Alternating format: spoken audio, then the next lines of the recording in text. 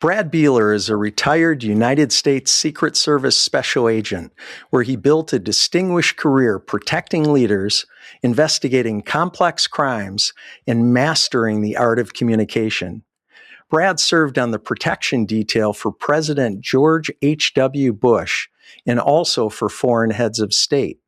As a federal polygraph examiner for 17 years, he conducted more criminal polygraph exams than anyone in the agency's history, and in the process secured countless confessions in high-profile cases.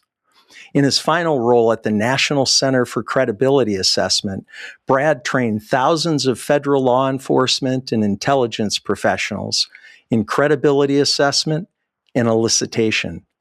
He's been recognized as U.S. Secret Service Special Agent of the Year for his work combating crimes against children. And today he's a globally sought-after expert on trust, communication, and uncovering the truth.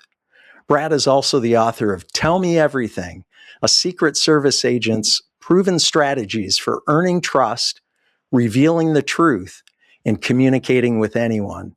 I'm really looking forward to this conversation, and it's an honor to have him on the show. Welcome, Brad, and thanks for joining us on Life Excellence. Brian, thank you so much for inviting me in. I'm excited to be here. It's great to have you. Brad, when most people think about the Secret Service, I think they think about the agency that protects the President of the United States. And of course, because of heightened awareness and also the media shedding light, some of the events recently, we also know the protectees and the scope of the protective mission has expanded to include the Vice President, the families, of course, of the President and Vice President, visiting heads of foreign states or foreign governments and others. Now, that's a huge job in and of itself, but I know the mission extends far beyond protecting leaders and their families. What other responsibilities fall under the purview of the Secret Service? Well, we were definitely founded in 1865. One of the great ironies of history, Brian, as far as it was one of the last acts that Abraham Lincoln signed into law in 1865, ultimately an organization that would have protected him. But the Confederate States of America were basically using counterfeit as a method of warfare to try to devalue U.S. currency and cause people to lose faith in transactions, hand-to-hand transactions in commerce. So Abraham Lincoln said, we need people worthy of trust and confidence, got with Alan Pinkerton, and lo and behold, we had operatives. That's what they called them at the time, not special agents. And it wasn't until the third assassination, Brian, with McKinley, that the Secret Service took over duties for protection. And since that point, that's been our primary focus. Although we still do counterfeit, electronic crimes investigations, credit card fraud, mortgage fraud, things like that you may see. It is very difficult to work a career 365 days, 24 hours a day, doing protection. You would just burn out. So we tend to do that in 4 to 6 year increments as far as permanent protective details. And then when you're not doing that, you will do investigations and then be pulled off to do protective assignments as well. You've had a long, successful career in the Secret Service and had a couple different chapters, maybe 3 different main chapters, and we'll certainly get into that. But tell us about your background and the path that ultimately led to you joining the Secret Service right in the beginning of your career. Yeah, small town kid, grew up watching Scooby-Doo and Dukes of Hazzard and A-Team and Chips. And it's one of those things when you grew up watching those shows, they always catch the bad guy at the end of the episode and nobody ever gets hurt, right? And so you have this reverence for law enforcement and protecting people. I had 3 wonderful sisters and 2 amazing parents. I had the white picket fence growing up. So going into graduate school and undergrad, I took criminal justice and was really blown away with the Secret Service internship. Got to see the men and women there that had amazing values and traveled the world, and just that really made me believe this is a mission that I want to do. And after being a juvenile officer for a couple of years, I realized that this was an opportunity and I took it. And 25 years later, here we are. The skill set that you developed as a federal polygraph examiner and, of course, your role at the National Center for Credibility Assessment are fascinating, and we're going to get into those areas, those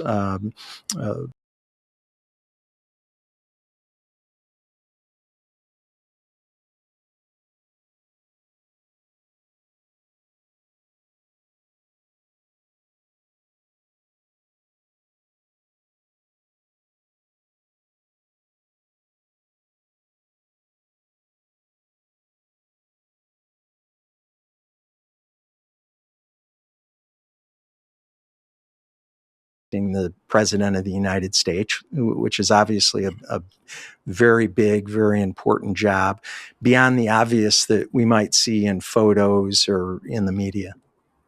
Yeah, preparation is everything, is in business, as in life, as in relationships.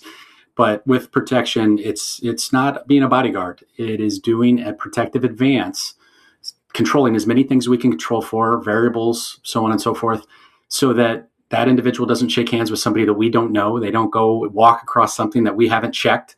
And if we do that, our chances of having a successful outcome are much higher. And leading up to Butler, which is a situation where the Secret Service failed, we were 100,000 protective events in a row without having an incident. And that just goes to show the zero fail mission that you have. When we have to react, when our counter sniper team has to react, when our counter assault team has to react, when the working shift has to jump on the protectee, it's a mission failure.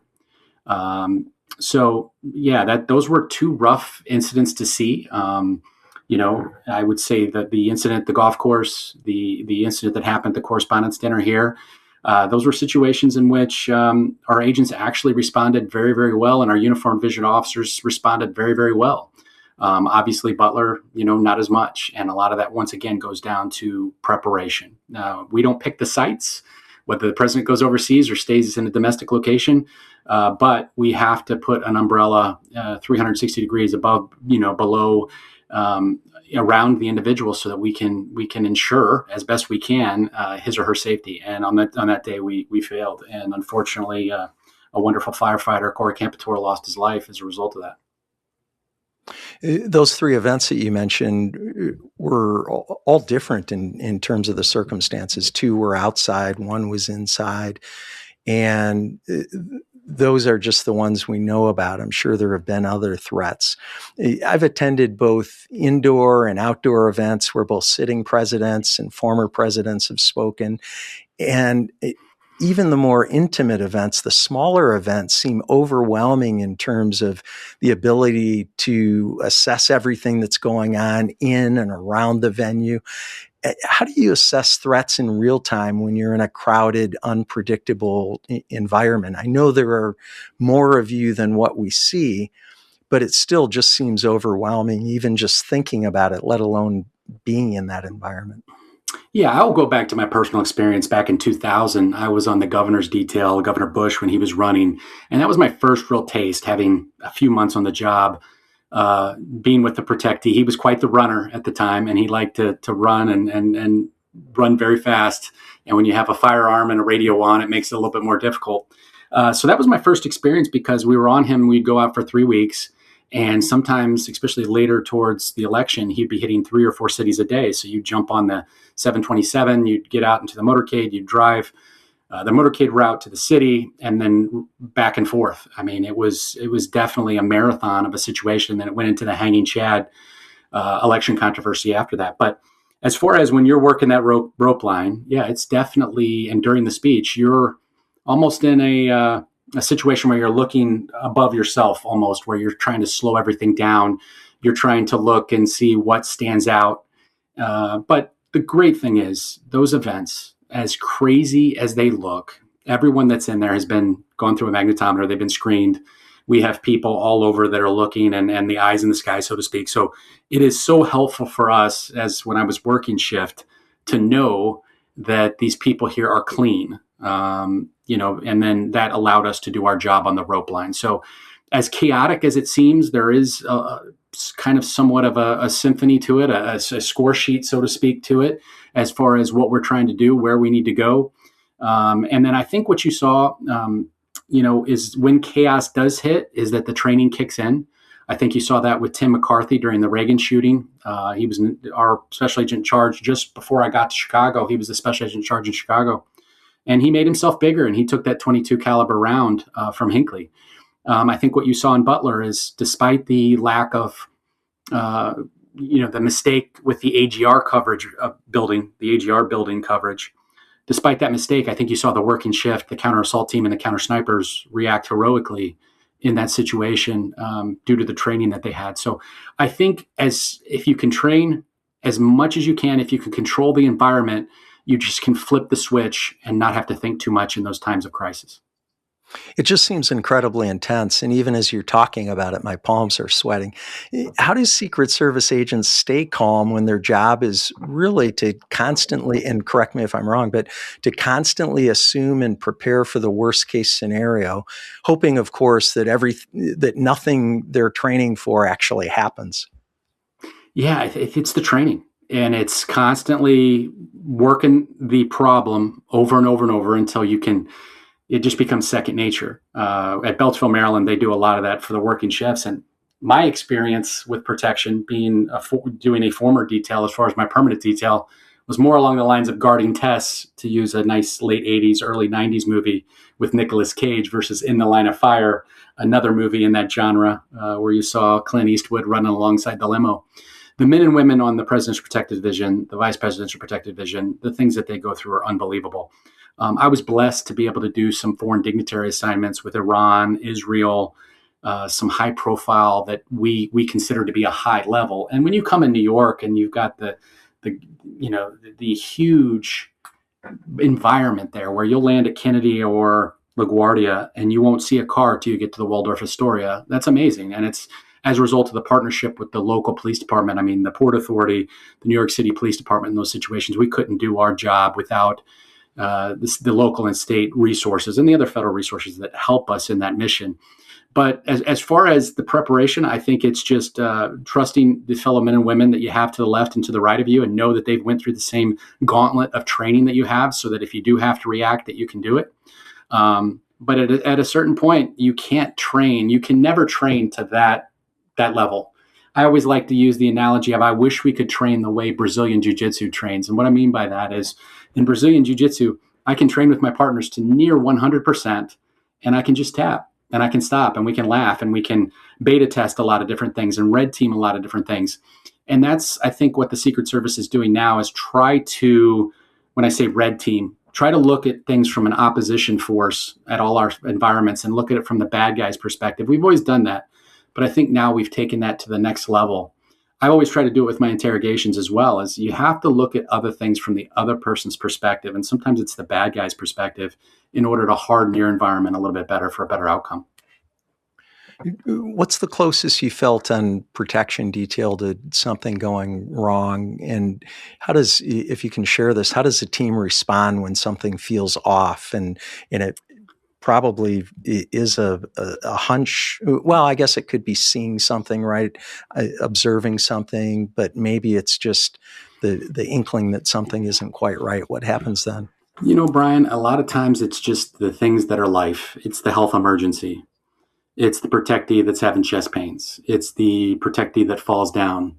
It's the protectee that gets out of the limousine, and they're from a foreign country. They're not used to having their doors held for them, so they just get out of the door, and a Uber Eats driver goes by at about 30 miles an hour on a bike.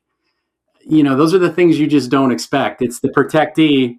The first time I was a detail leader, Brian, in New York, this was a small country that had not been to the United States. I'm there and I'm following, and it was this surreal moment where he walked directly into the glass partition leading into the hotel. We had the door propped open, but I think he just was tired from jet lag, and about 3 or 4 miles an hour, he walked directly into the glass entrance to the hotel. And, it was a slow motion thing, like we're trying to stop it, and you see it happen. It's not, the things that you see in the movies. It's just life. And we're responsible from the moment they hit the ground until the moment they leave, especially with the foreign dignitaries. So that's the part. I remember being in China and Beijing, and my event was a site where all the U.S. athletes were training. And about 5 minutes before 41 and 43, so the HW and W Bush arrived, about 50 Beijing city police officers arrived and tried to shut down the site and kicked all the athletes out. And now you got the dream team pushing on Chinese security, and you got the weightlifters pushing on Chinese security, and they're pushing back. And I'm just like, oh no, we're going to have an international incident here, but it's there. I have to look at things from their perspective. They were probably told, make this place safe. And they probably thought, large individuals running around was not safe for a protectee. So not understanding our perspective, that we wanted the president to watch, these wonderful athletes play. So once we, about 1 minute before arrival, got some interpreters, some great interpreters, and we were able to allow this sergeant from this police department to kind of peacock and lead us around. He was able to save face. So much of protection, so much of life, so much of law enforcement is about de-escalation and about perspective and about communication. And when you can do that, you'll find it's less about having to use force. If we have to use force in any of those environments, we've already lost. Yeah. You mentioned the movies, what it looks like in the movies or on television. And for most of us, if we don't have an opportunity to have a conversation like this, our exposure to the Secret Service is what we see on the news or what we see in the movies. What's the biggest conception that people have about the Secret Service and maybe about protection details specifically?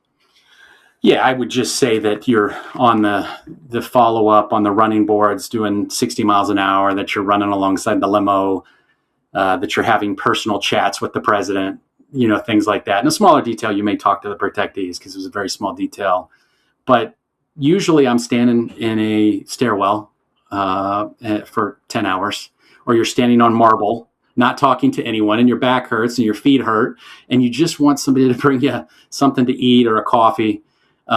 You're getting off at 11, and sometimes you have to short back at 5:30 to push at 6 a.m. And so that's the part that was not in the recruiting brochure. But you know what? The price of admission to be able to go to 40 countries and go to 3 Olympics and meet some amazing people and men and women that you'll have lifelong memories with. So that's just the way it is, Well, and thank goodness there are so many people who are willing to serve in that capacity. Brad, in addition to serving on protection detail, you spent the majority of your career, 17 years, I think, as a federal polygraph examiner. How did you end up in that role?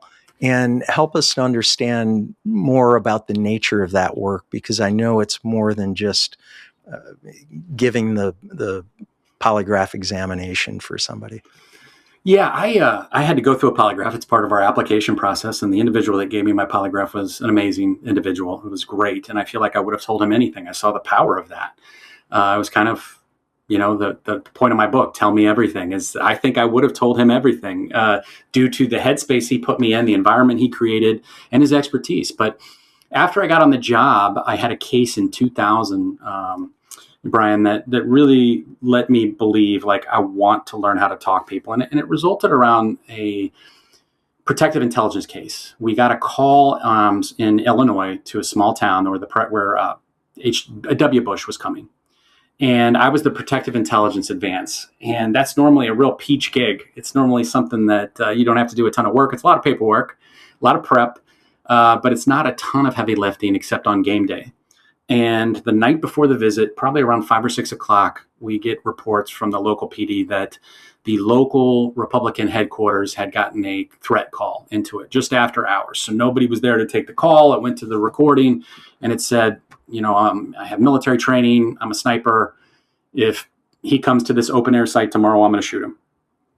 So obviously a direct threat. And I'm like, oh my gosh, I've got like 12 minutes on the job, roughly. What am I going to do?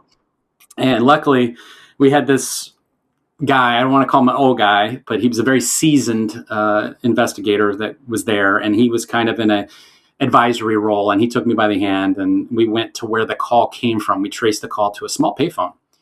And that's when I got to see investigative and communication expertise at such a high level. He cut the phone off, the payphone, the actual handle off, and put it in a Ziploc bag. He kicked over the trash can. I'm like, what's this guy doing? He's going through the trash can with like a straw and his knife, and he's cutting through things. These dirty diapers. This is terrible. But he finds a little styrofoam cup with a yellow piece of paper that had the Republican National Headquarters number on it. And so now we've got a handwriting exemplar. We've got potential, DNA was still in its infancy, but we've got, potential fingerprints. So he bags it up. We look around. The closest place is a small supermarket. We walk to it and we talk to the manager, and we were talking about who was on shift between the ages of 40 and 70. It sounded like a male caller, obviously. So we start talking to him. And while he's looking at it, Bill's looking around, this guy, and he sees the styrofoam cups that are the same right next to the old Bun coffee maker.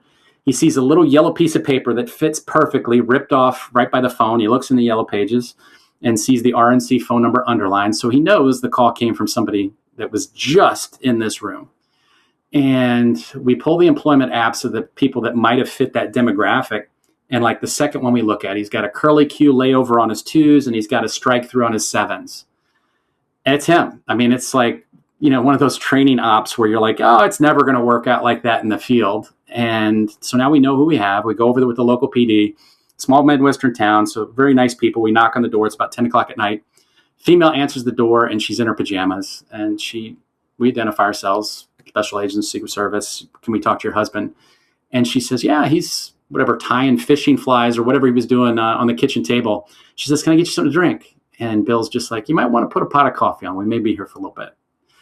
And he walks over to the table. And while he's walking over to the table to meet the gentleman, he looks up on the wall and he sees this individual's, I think he was a Marine, sees his Marine photo from Vietnam and sees the wedding photo of the same woman that answered the door. And I don't know how he's going to use this information, but it was a masterclass. He identified himself to this individual, said, hey, I'm Brad. This is Bill.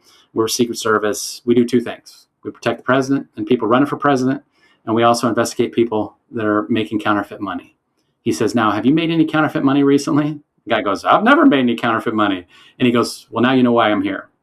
And he says, the reason I'm talking to you is because I see that you're a man, of honor. You've served this country, which a lot of people don't. And I said, it seems to be you're married to the same woman. So it sounds to me like I got a good guy that probably said something out of character in a heated political discussion that he wishes he could take back. So I'm not going to ask you the what, because I ended up at your doorstep for a reason. I just want to know the why. And the guy gave it up. And it was just to see someone control the environment from start to finish. It was just a masterclass. And I was like, how can I get a chance to talk to people the way Bill talks to people? And about a year later, I had the opportunity, went to polygraph school, and that the rest is history. Well, that's a great story, first of all, but unpack that a little bit, if you would. Let's look at what actually caused him to confess. And because it seemed, and I know you wanted to be brief in the story, and so maybe you're leaving out some of the details, but you explained it pretty thoroughly, and it seemed like maybe the guy just knew that, didn't want to waste time talking about it or trying to pretend he didn't do it. But what is it you actually mentioned earlier that you would tell them anything, the polygraph examiner who administered the exam when you joined the Secret Service. And I know you say when people feel like they can tell you anything, they will tell you everything. And so what is it that caused him to confess? What are the things that your partner did, Bill did, leading up that just caused him to sort of roll over? Yeah, I think he did a good job of priming the environment. And what I mean by that is people talk in a Catholic confessional because of lack of judgment, because of anonymity, because of privacy, because they're getting a professional result. And I think he primed it by basically, and just to add to this, Sun Tzu would talk about, the ancient Chinese philosopher would talk about when you surround an army, you have to leave an outlet, because if you don't leave an outlet, they're going to fight to the death. There's no upside. So he gave him an opening. He said, hey, here's what I think. I think you were in a series of situations that you said something that you normally wouldn't say. So what's he doing right there? He's validating. He's saying that he served his country. He's kind of patting him on the back a little bit. He's saying he's an honorable man, that he's been married for this period of time. So a lot of times before we give the bad news, we need to soften people up a little bit. And that's what Bill did a great job of there, is if he would have just said, tell me what you did, that wouldn't have given him enough time to have that opportunity to come forward, that lack of judgment. So I think that's what Bill did that was so effective, was kind of prime it on the front end, not judge him, and show a little bit of upside. We don't want people to be in long-term thinking mode, Brian. It's kind of like when you go buy a car, you don't want to be thinking about the sticker price. You want to be thinking about the monthly payments. And he had that individual's head, mindset in the right place. He wasn't thinking long-term. He was thinking short-term. Interesting. Brad, most of the folks listening to or watching this show won't find themselves in high pressure scenarios where they're trying to extract a confession from someone. But obviously we all communicate, and mastering the skills you share in your book, Tell Me Everything, can help us all to build trust, connect more deeply, and achieve better outcomes in everyday conversations. One of the things that stood out very early in the book, and you actually hit on it in sharing that story, was how much pre-work went into everything you did, whether it was protection detail, preparing for a particular visit or event. And you mentioned there wasn't a lot of heavy lifting, but there was still a checklist of things that needed to be done, I'm sure, in those scenarios, or researching the details of a case before a conversation with a suspect or person of interest.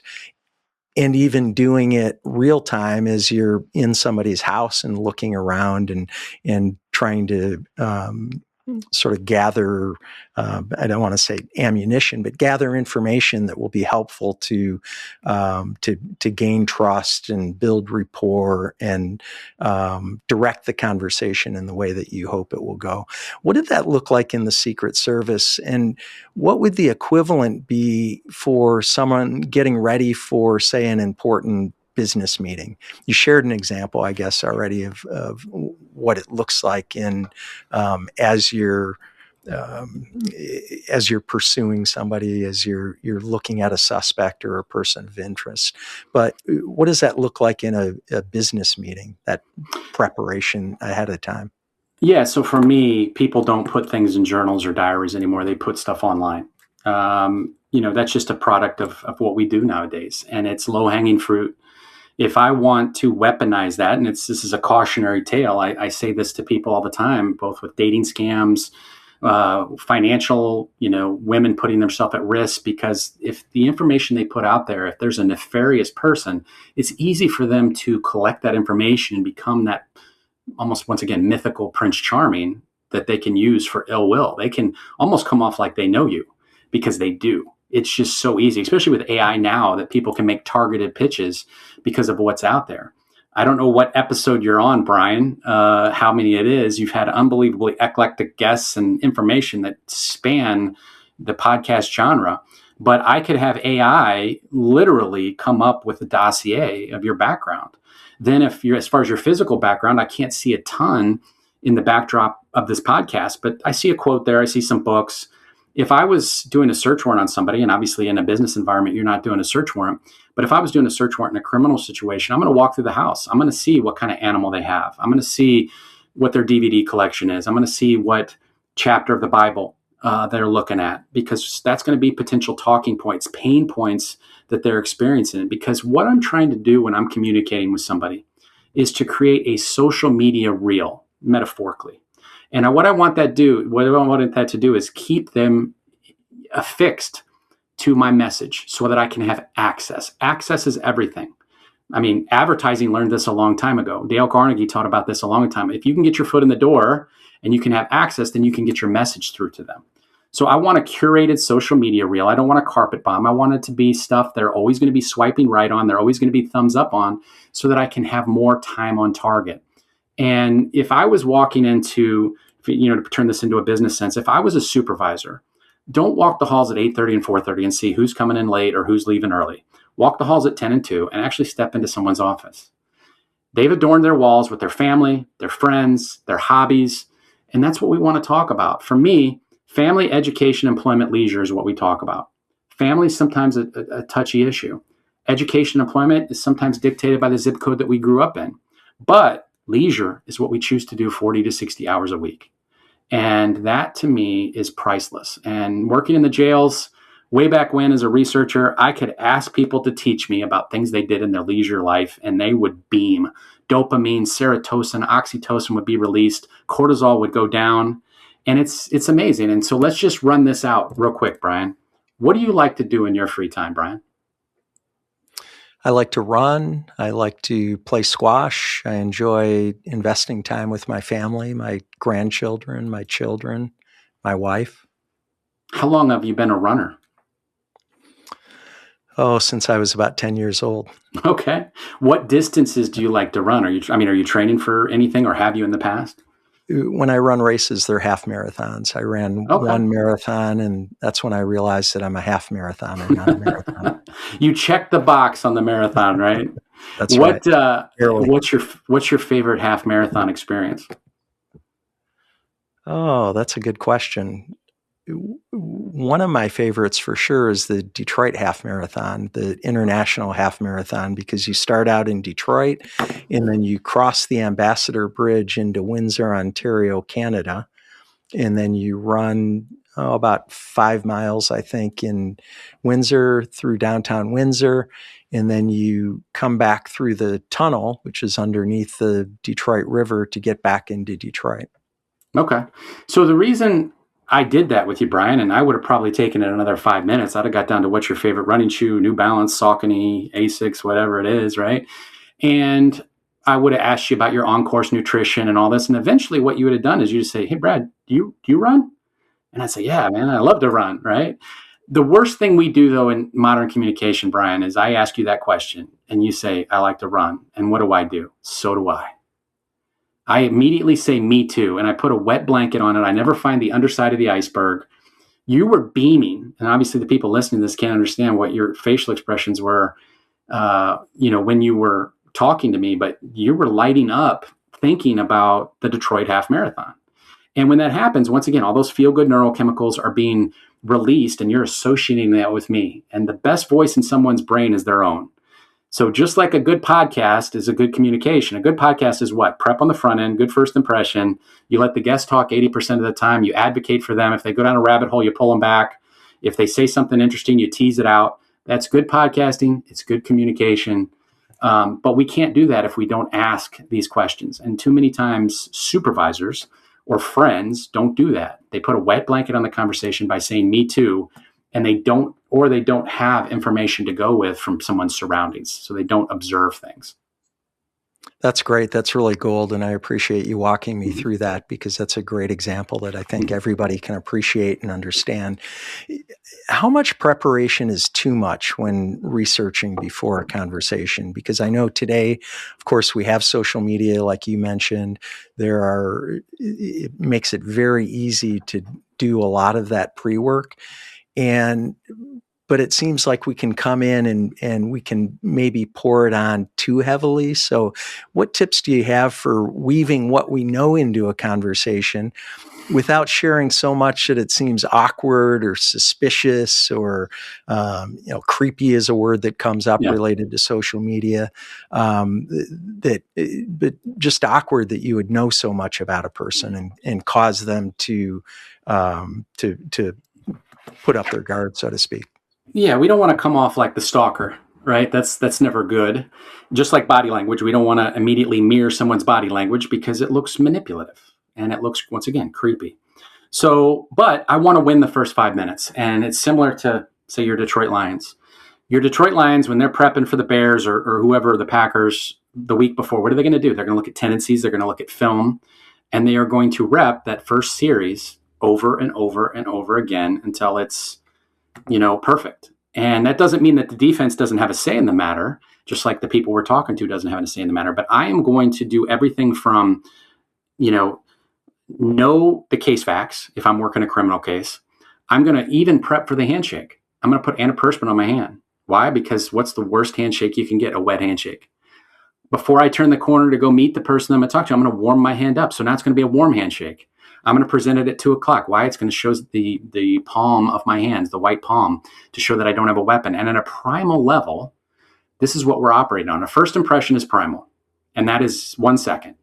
And it can't be neutral. Neutral code's negative from the time we were 200,000 years ago, because we would hear a branch break, we would see a flash in the bushes, and we're thinking that's going to eat me. So there are certain things we can do to hack that first impression to show I'm here to provide you no harm. And that gets us to the next gateway, so to speak. So that warm, dry handshake, being ventrally fronted, meaning I don't blade my body. That's hiding something. I can throw a punch at you. Blading my body and showing my belly, basically, and my heart, it's like in the animal kingdom. It's what a dog would not do if it wasn't comfortable with you, right? We're basically exposing our tender parts of our body. I'm going to deepen my tone slightly, and I'm going to keep my volume down a little bit. Think of it this way. A baby and a dog is primal communication. If I don't know a language and I go to a foreign country, what am I looking at? I basically have the same skills that a baby and a dog does, studying what's here to harm me. I could go up to a baby and I could say, you are the ugliest baby I've ever seen in my life. But if I say it with that face and I say it with that tone, that baby's going to say goo goo gaga. And the same thing with a dog. You're the dumbest dog I've ever seen. But I could say nice things, and if I say them with a mean face, it's totally different. So it's that lyrics, it's the soundtrack, and it's the music video, and it's putting all that together in one congruent message and understanding that words, we get so worked up, Brian, about words and what we're going to say and scripts.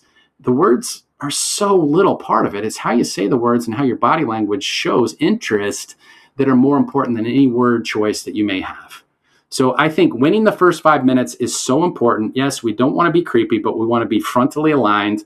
We want to have a warm facial expression, and we want to have a little bit of personalization, once again, without being creepy.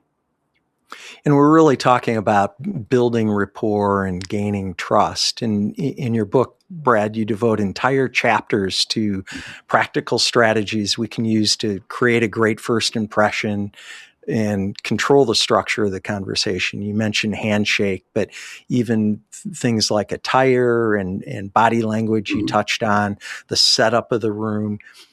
When we're walking into a high stakes meeting, what are 2 or 3 things we should do immediately to control the situation? And how do you recommend that we do that? Well, first off, setting the room up and the time up. So if I'm going to have a business meeting, it's probably going to be at 10 or 2. I don't want it to be too early and I don't want it to be too late, because I don't want people thinking about what they have to do in the day, and I don't want to think about what they have to do at home. I want them, these are the work hours, and I want, I want them to have had their caffeine, nicotine, whatever their vice is. I want them to be ready to go. And then next, I want to also pick an effective space. And what I mean by that is I don't want to be across from them.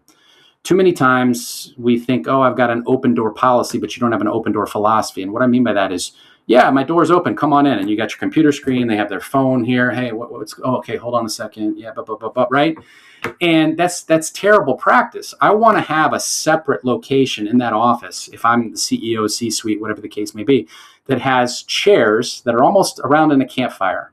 And I want a low table because I want to see lower body language. The best reception as far as message is lower body language and below the waist. I want to see where the toes are pointed. I want to see what angle, who they're facing, because it shows comfort and discomfort and reception to my message. I want to look at those anchor points, but I can't see that behind a high desk. I want the chairs to be the same. I don't want to be behind some big boss chair, okay, that has this huge back and they're sitting in some uncomfortable chair across the desk. It shows that kind of subordinate role, and I don't want that. I want to be on the same role with people, and I don't want to be knee to knee. I want to be slightly clamshelled to them, because once again, that's how we would be at a business at a mixer. That's how we would stand and kind of look at everybody. So I want people to be comfortable. So those are a couple things we can do. Pick the right time, pick the right place, and the headspace will follow, hopefully. And also offer refreshments in the form of choice. Not, do you want something? What can I get you? What will I get you? Almost an assumptive statement. And dentists learned this a long ago. When you walk into a dentist's office that understands this concept, they will have multiple Keurigs to pick from, flavors, multiple soft drinks, multiple teas. You get to pick the fluoride. You get to pick what color toothbrush. You get to pick what music you listen to. The kids get to pick what video game in the dentist, because with control, even if it's just perceived control, all right, lowers anxiety. Okay, so with choice, they get that perception of control, which then leads to lowering of anxiety. And this across the board is helpful to people, because when somebody's at 140 beats per minute, their ability to communicate effectively is out the window. They're in fight or flight mode. If I can get them down to 80, to 70, now they're in great headspace.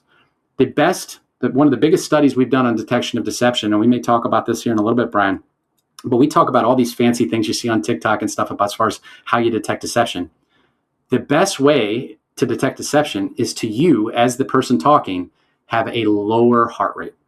I can detect deception at a higher level if my heart rate is lower, because basically the operating windows on my computer system are being shut. When I'm at 140, I got 18 operating windows, on my Windows PC, and my computer RAM is all jacked up. I can't pick up those nuances. When I start shutting those windows down and I start getting a little bit better focus, now I can take in all that congruence and I can tell the difference between no and no. I can sense those delays. I can sense certain words that I need to clarify on. I can pick up that body language because now I can take in more information. The pipe is bigger, that's allowing more inflow of information. So as much as we want to get them in the headspace, we also have to get in the right headspace. And that could be doing some deep breathing exercises. That could be just slowing down and taking a couple minutes before the meeting starts, so you're not rushing around. And to me, those are certain things we can do, once again, before the meeting or before any interaction to help yourself out. Well, and it seems like if we come into a conversation with anxiety talk about detecting the person we're speaking with or interrogating. I don't know if that's the word that we use in some of the conversations that you've had, but it seems like then again the walls go up and there's a distrust. How do you build trust and rapport? And we're talking about personal conversations or business conversations, but even some of those, if we're a salesperson meeting with a prospective customer, or in other high stakes business situations, maybe we're negotiating a deal. How do you build trust and rapport with someone who doesn't want to trust you? And I would think a person of interest, going back again to your career, being questioned by law enforcement would be the epitome of that, where trust doesn't exist. And so how do you build trust in that situation? When they're inherently distrustful, I guess, which is what a lot of prospective customers are, what a lot of negotiators are. There's negotiating, international negotiations going on, and there's it seems an inherent level of distrust. So how do we break through that to develop trust and rapport? I want them to feel this is not transactional. I want them to feel as if I'm not playing games. I want them to feel as if I'm being straight with them. And that could be just from something as simple as my attire, something as simple as my vocal inflection, Brian. A higher pitched voice has always been pre-programmed to be received as stress, because that was the alarm bell. We didn't always have 911 and radios. A higher pitched voice carried further into the fields and forests to summon help in a tribal culture. So I deepen that tone just a little bit, especially at the start of a conversation. And I slow down a little bit, because what is a high-pitched, fast voice associated with? It's associated with stress. And we come off like that used car salesman. And we want to come off like we're trying to form a relationship here. This is not just about one transaction where I'm trying to take advantage. We're trying to create a relationship here where we're going to have multiple transactions. Now, sometimes that was very difficult for me because I'm in law enforcement. So what do I have to work against? The belief system that's out there about law enforcement. So I have to treat you with the utmost respect, regardless of what you did. And I can't tell how many times, Brian, I've talked to people, and afterwards I always ask them, why did you choose to tell me the truth? And they may have said something as simple as, you got me a burger. It was cold outside. You went and got me my coat. And nobody else was letting me use the restroom, and you let me use the restroom. You didn't make it about you. You made it about me. And Robin Dreek's got a great book called, he's an FBI profiler. He recruited spies, and he has a book that it's not all about me, and that's the way you have to make this. They have to be the champion. You have to champion their cause in that interaction. And if you do that, you would be surprised at how many people have never experienced that before. And what is their belief system as far as how this is going to go down? Hans Scharf, the Luftwaffe interrogator in World War II, is a perfect epitome of this. U.S. and Allied service members that were shot down in World War II, what did they think was going to happen to them with a German interrogator? They probably thought, this is going to be awful, right? And what did Hans do? He treated people with respect. If they were injured, if they had a sprained ankle, if they were bleeding, he wasn't going to question them right then. He got them something to eat. He took them to the infirmary and got them to the front of the line. He did everything with the utmost respect. He made sure that there was no torture. And he treated people so well, and he had his job, and our people had our job, and he got a lot of information. But despite that, even people that gave up information sponsored his U.S. citizenship after the war. Think about that. And this goes to a mentor of mine that said, Brad, you should treat every person, child molesters, murderers, rapists, treat them with the utmost respect. They're human beings. There was something that their asteroid metaphorically was knocked off 20 years ago, and it changed that trajectory. And if you go in with that perspective and you think, I want to get a Christmas card for them the next year. And Martin, FBI agent, he still, even though he's retired many years, he still gets Christmas cards sent to the field offices he was at from penitentiaries across the United States because he treated people with the utmost respect. I mean, Saddam Hussein's interrogator, Agent Pirro from the FBI, talked to him for 6 months, cried when Agent Pirro was reassigned. And, that's because they broke bread and he got Saddam Hussein hooked on his grandma's baklavas, right? They would literally eat every day. I mean, this is a guy that many people would say is a mass murderer. And yet you treat people with respect. In sales and personal and professional relationships, nothing goes wrong with dressing the part, being on time, being prepared. And if you look at Sir Anthony Hopkins, he talked about what is acting. It's memorizing a script, reading it 250 times. That for me is the case prep, and turning yourself over to an imaginary set of circumstances. And for me, turning yourself over to an imaginary set of circumstances is going back to that 8-year-old version of the person I'm talking to before they were corrupted. Because they didn't have horns then. They didn't choose that situation then. Something happened in their life that there's very few evil people out there. There's a lot of people that did evil things. And if I go in with that perspective, I'm more likely to have a professional interaction with them that we obtain actionable information from. I understand respecting people and I understand valuing people, and I subscribe to that. I try to do that. I'd like to think that I respect all people and that I value all people. I just think that's a very human approach to life. As you were talking, though, if we're going overboard, so to speak, in doing that and trying to develop this friendship or rapport or however you describe it for the purpose of getting someone to confess to a crime, some would say that's manipulation. 100%. Yeah. How do you reconcile that? First is the mindset, Brian, going into it. My mindset's to get the truth.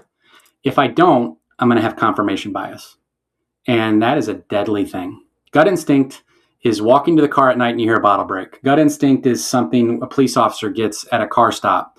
And that's our body with pattern recognition and adrenaline and epinephrine, norepinephrine, saying something's not right, run away, call backup, whatever you need to do.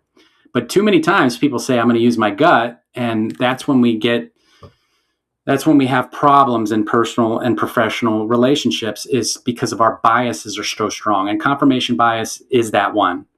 If you go into it thinking this is a bad person or this is a good person, and you put those horns and halos on those individuals, you're going to get burnt. And it's going to be a significant problem. And it's hit me, and I'm not too proud to admit, it's gotten me several times. Once funny and once not funny. The funny one was, you probably read it in the book, the Chihuahua and the Pit Bull. And what that was we're doing a search warrant and we walk into the kitchen and my partner and I, and there's a Chihuahua and there's a Pit Bull. Well, there's certain stereotypes about a Pit Bull. So what do? Our front sight focus is on that Pit Bull. I don't want to get bit by a dog, but I don't want to kill a dog. And by putting the halo on the Chihuahua, I made the mistake, because the Chihuahua, when I wasn't paying attention, came around, jumped up and grabbed me and bit me in the testicles and swung around. And if it wasn't for my Duluth Trading Company fire hose pants, I would be talking in a higher octave than I am right now. My partner was laughing. I think the Pit Bull was laughing because his little toady took care of business.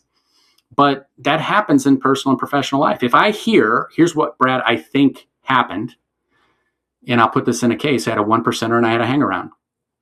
And this is a bike case where we have a missing person, and she's missing for 2 or 3 days. And the hang-around is 5'6", 130, looks like an accountant, doesn't even own a bike. And the 1%er, it goes back to that old adage of 90% of motorcycle groups do the right thing, and 1% do the wrong thing and make everybody else look bad. So that's the 1% stereotype. And this 1%er was 6'4", about 230. The individuals working the case said that they believed he had killed people and just not got caught for it. So who am I going to test first? Of course, I'm going to test the small guy under the pretense that there's no way he could have done this, and maybe he can give me information on the other guy. So I polygraph him and he fails. And my focus and my tunnel vision is, okay, maybe he saw something, wrong place, wrong time. That was my tunnel vision. And he kept saying, Brad, that's not it. And I'm trying to be his buddy. It's the acronym I use: blame, understand, diminish impact, develop tactical empathy, and focus on the why and not the what. So I'm using all these techniques, and he keeps saying, Brad, that's not it. Hey, let me protect you. I know you're probably afraid of the 1%. Brad, that's not it. And luckily, somebody that didn't have that confirmation bias, Brian, was watching, knocked on the door, walked in and said, "Hey, Brad, you mind if I just ask a quick question?" And asked this guy, let's say his name's John. "Hey, John, you keep saying that's not it. What is it?" And he says, "I killed her, cut her up in 6 pieces and threw her in the river." Confirmation bias is deadly. So I say all that in a circumventing way to your question to say I have to come in with my own mindset, my own ability just to get the truth, because there's a fine line between influence and manipulation. And a lot of times people think they're doing influence when they're really doing manipulation. The difference is, if I provide a bunny a carrot and it's hungry and I hold a carrot out in front of it and it comes to me and it takes the carrot, to me, that's influence. If that rabbit doesn't want to eat and I force that carrot down his throat, that's manipulation. Okay. So there's a fine line there that you have to be very careful about crossing, and false confessions do happen. So I'm very careful about when I talk to juveniles. I never make up any evidence. I don't lie to people that I'm talking to. I always have holdback information, and I never diminish culpability. Those are certain safeguards you have to put in when you're talking to people, because the worst thing you could ever do in law enforcement is get somebody to say that they did something, and then obviously they go to jail, but then the person that actually did it doesn't go to jail. So that would be a horrific day.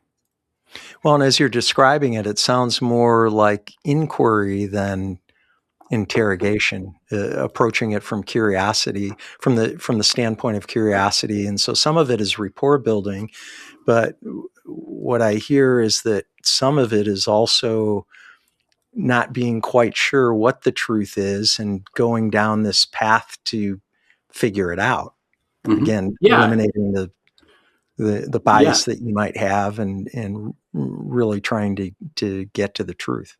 Yeah, definitely, Brian. And it's a mathematical equation, a lot of crime. And this goes back to, you'd study all these criminological theories in grad school. And it's the way I kind of look at it is it's all crime is based upon need plus ability plus opportunity plus justification times stress. Those are the things that are the gasoline in the tender that cause people mentally to say, I want to commit a crime. And then that's mitigated by their morality, whether that be spiritual or, whatever the case may be, and also the chances and consequences of getting caught. And when the top side of that equation overweighs the bottom side of the equation, you have problems. And that's when you have crime. So I reverse engineer that. And I like to just go through it point by point. And, if you look at it from, like, say, Walter White, fictional characters, we can use them. Why did Walter White make methamphetamines? What was the need? He needed money for his cancer treatment. What was his ability? He was a physics chemistry teacher. He knew how to do this. What was his opportunity? Okay, he had his buddy, that had drug connections that could get rid of that. What was the justification? He had cancer. Okay, and hey, I'm making cleaner stuff that people aren't going to get hurt as much. You threw the stressor on top of that, of the family dynamics and everything else and the finances. And then what was the morality? Okay, well, we're really not hurting anybody. If I'm not going to do it, somebody else is going to do it. And what are the chances of getting caught? Well, if we do it well, we're not going to get caught. So that was the perfect storm for criminality to happen. So I take that equation and then I be their buddy. And then I blame. So, what would I blame? I would blame the DEA. I would blame the government. I would blame cancer. I would understand due to cancer. I would diminish impact by saying, let's be honest, if they didn't get it from you, are they going to get it from somebody else? And they actually got better stuff from you, Walter. I would tell a story that they could relate to, be tactically empathy, and I'd focus on the why. And by being their buddy, am I manipulating them or am I influencing them to tell us their why? Okay. And I think by doing that, I think that is a win-win in those situations, because I want them to place their context upon their why.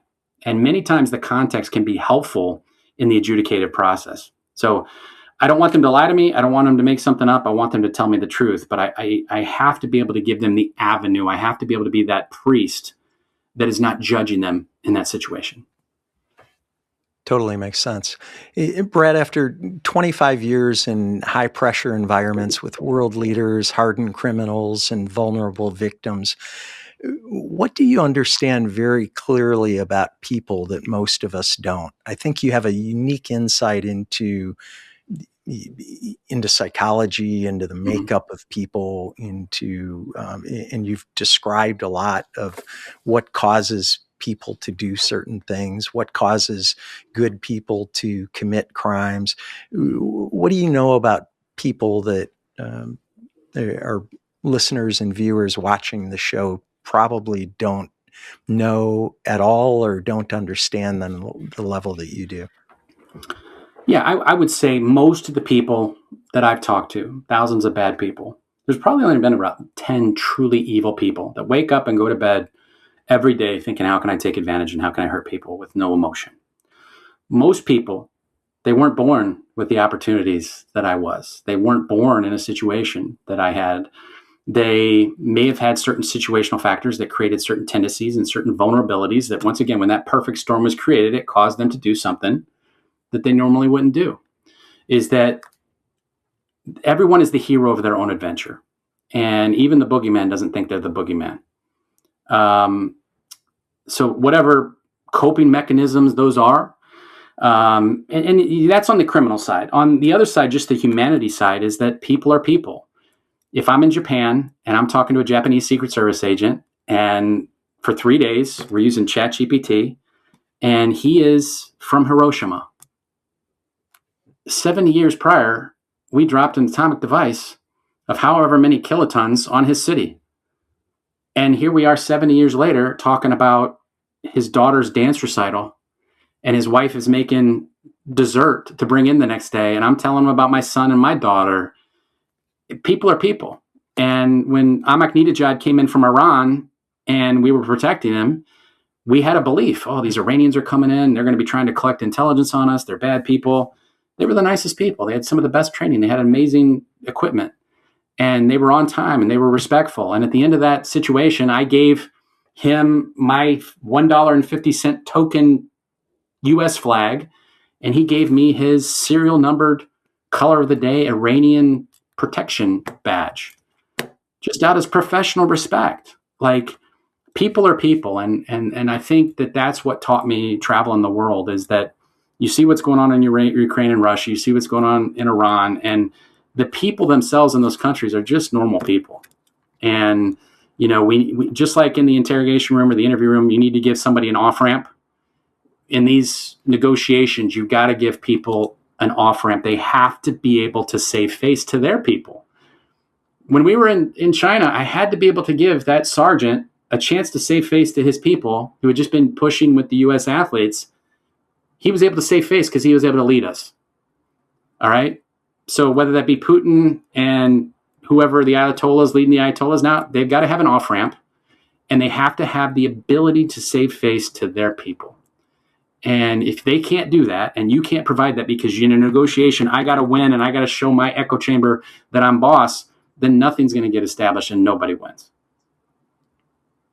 Totally makes sense. Brad, as you know, our show is called Life Excellence. You've certainly created excellence throughout your career in the Secret Service and as a renowned expert in communication. And I'm curious, what does excellence mean to you? Oh, excellent means to me being able to teach someone else that, let's say this, not take somebody that has the attributes that great. I've had great people over the years, the hundreds of or thousands of agents and intelligence officers that have come through, that they had great attributes. Their frame, their mentality, their work effort, work ethic, they had great attributes. And they were like an A minus, and they became an A. To me, anybody can make that person great. What I am most proud of is you take that D student that didn't have a lot of those attributes, and you could connect with them somehow, and you could make them a B plus student. Okay. You could make them somebody that could find the truth in interview rooms throughout the country. It could be being a high school soccer coach, which is one of my favorite times, and being able to get 3 kids to get college scholarships that from their small town, they may have been that B player, but you made them into that A version of themselves. Right. So to me, that's excellence. It's not about you personally because of the situation you were put in, but about you being able to go to someone else that was put in a different situation and severely leveling up their game, and hopefully then they can pass that on. The whole teach a man to fish kind of thing is, to me, that's excellence. That's definitely excellence, and I appreciate you sharing that. Brad, what do you hope people will take away after reading your book, Tell Me Everything? I just hope it opens up some communication pathways, whether that be in business, whether that be in someone's marriage. But really where I see it is with someone's kids. I have always tried that with my son and my daughter, to where they never feel bad about bringing information to me, because I'm not going to judge them. I may be disappointed. Don't get me wrong. We're going to have some teachable moments after that. But in that moment, it could be 2 a.m. I'm not going to judge them when they call me and say, Dad, I need you to come pick me up.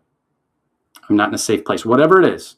They made a mistake. They made a poor choice. But because communication pathways and that lack of judgment is there, so that kid's not going to jump in a car and wrap the car around a tree. Or, nowadays we see with this online exploitation where kids send images or whatever the case may be, and they feel like their life is over and they make a poor choice.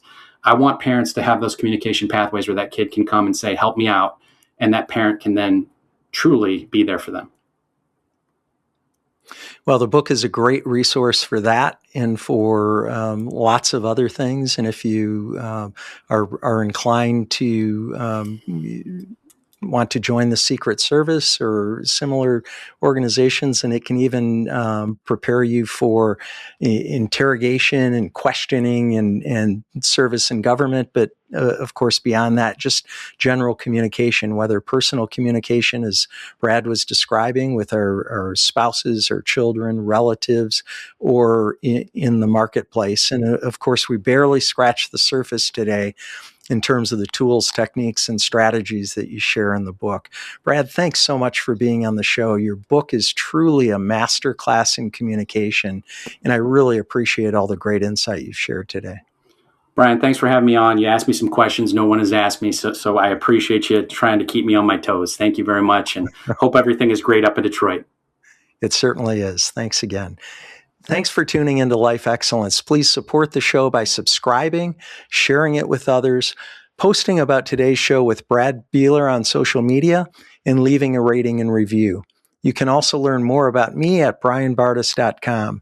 Until next time, dream big dreams and make each day your masterpiece.